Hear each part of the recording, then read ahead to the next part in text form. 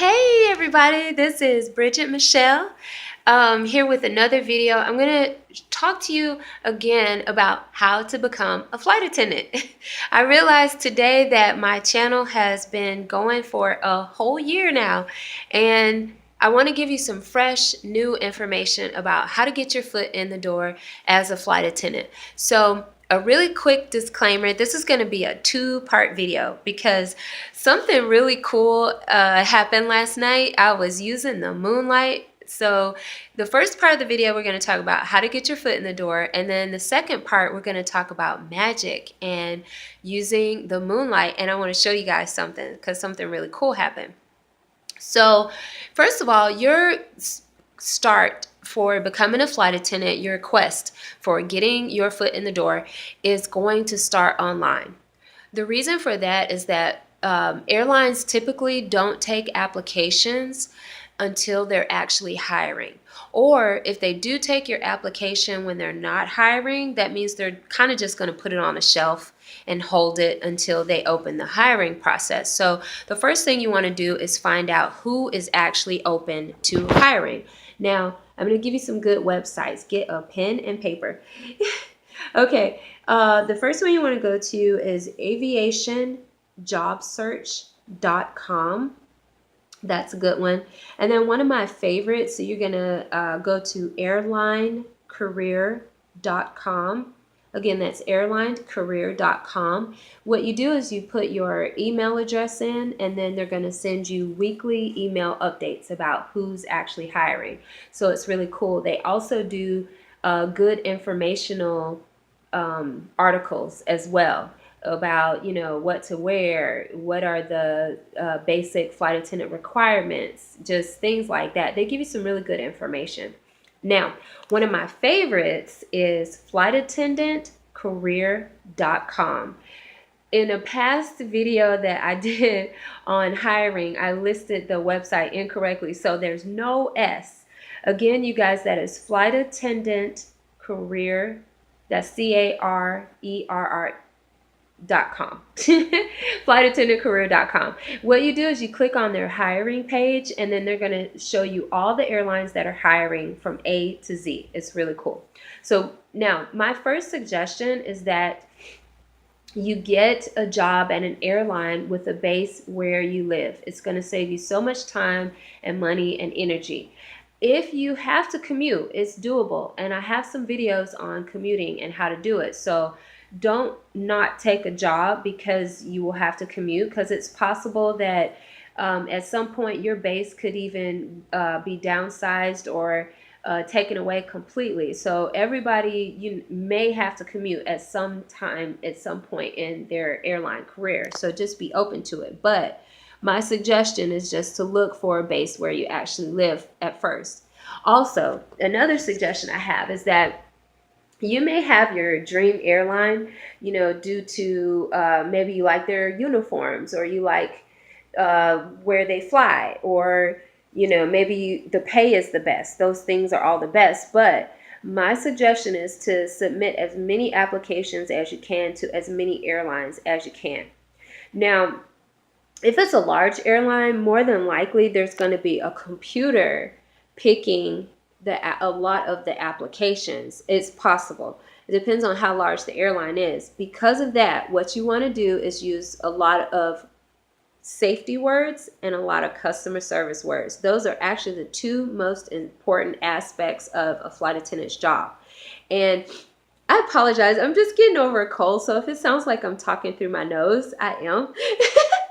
So apologies for that. But anyway, you want to use, and when you're filling out your application, you want to use a lot of words like that. So say, for example, if in my previous job, if I was a retail manager in a store, I would say my responsibility was to delegate duties to the employees so that they had the safest possible work environment.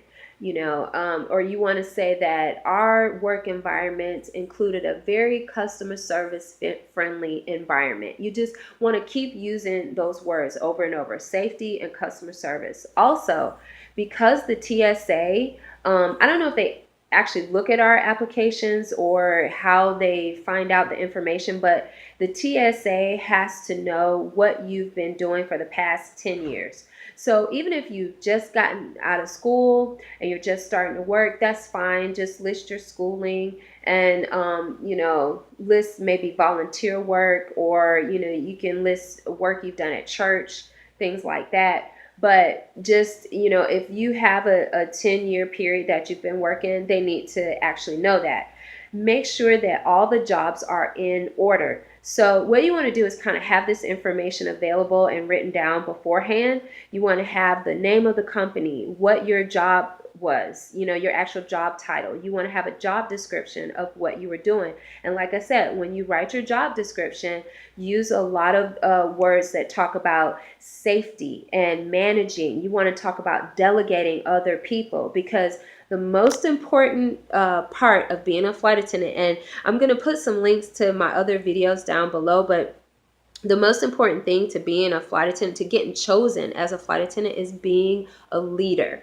And the reason why is that sometimes you're by yourself, or sometimes you might be with your other crewmates, but maybe people are unsure what to do there. When I tell you, every time I think I've seen it all and heard it all, something happens to prove me absolutely wrong. So you are going to see all types of situations on the aircraft. So just get ready and be ready.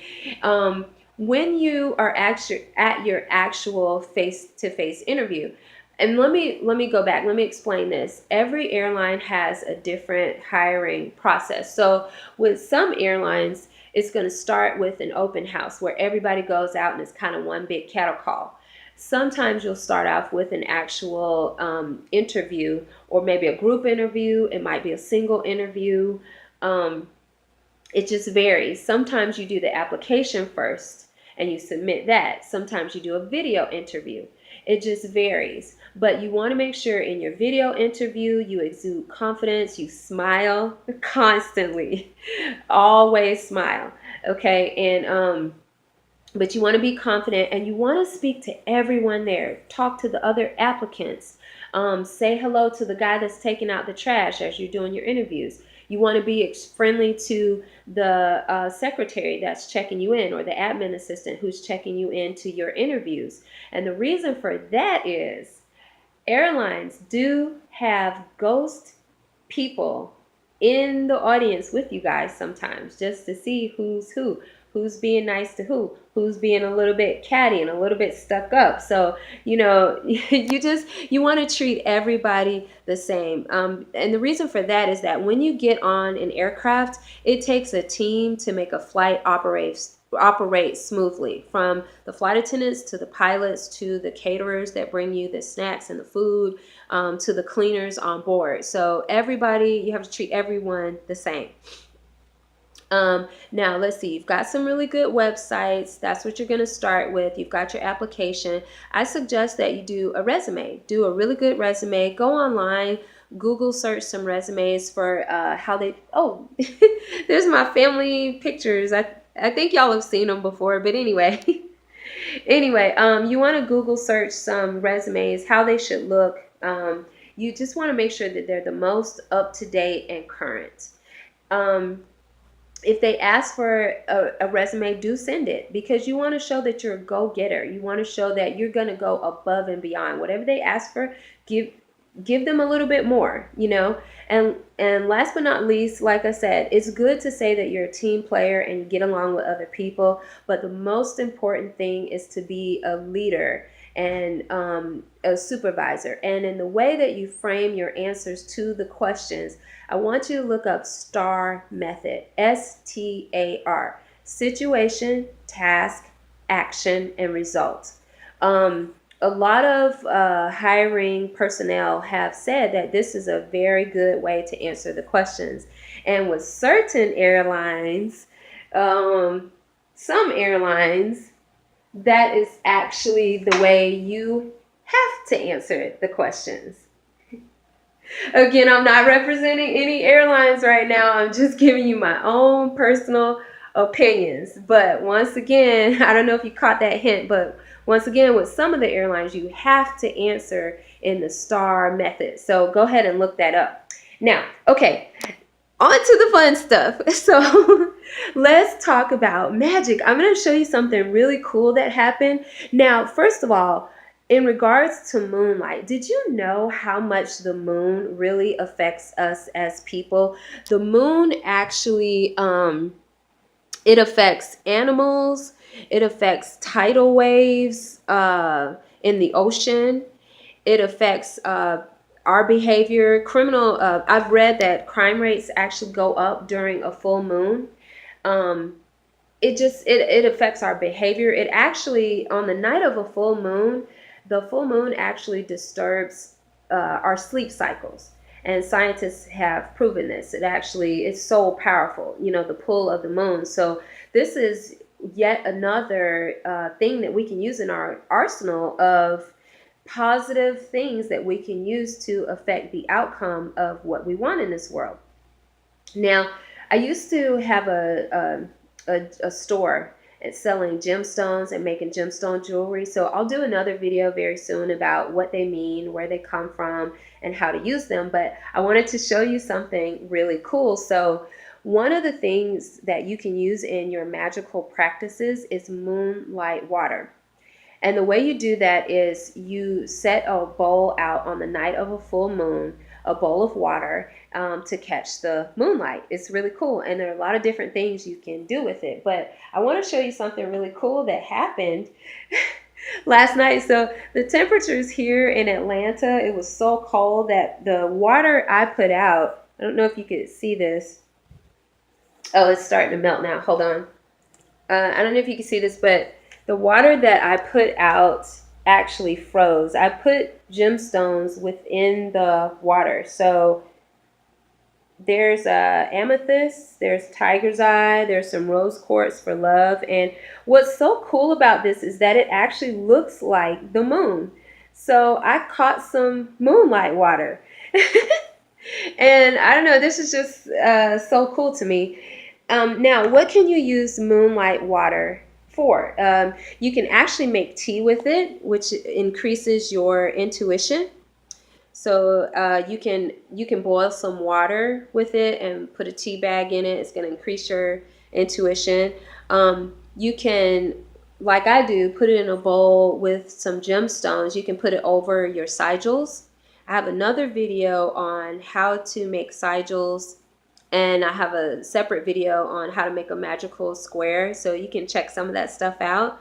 But what I like to do is put the actual moonlight water over my sigils to give them more powerful. And like I said in my last video about numerology, this stuff works. Everybody, I know I've said it before, I'll say it again. Your words, your thoughts, your words, they're so powerful. The things that you write down, the goals that you have for yourself. Now you have to follow it with action. Like, you can't say, I want to win $1 million, and then you never have a good idea to invent something, or you never go out and buy a lottery ticket. Like, you have to follow it with action, but you have to believe in yourself, believe in what it is you want. So whether it's to become a flight attendant or be an actor or do stunts like I'm doing now, or you want to increase your love life, have better finances, you want to have a stronger spiritual connection, anything you want, just put your mind to it and you can do it. So I want to encourage you to try these things. If you did not get to catch the full moon, which was January 1st last night, that is so perfect. Your next opportunity is going to be on January the 31st. There's going to be another full moon. So catch a little full moon water and, have your science experiments and try it out. Thanks for watching, everybody. I'll see you again.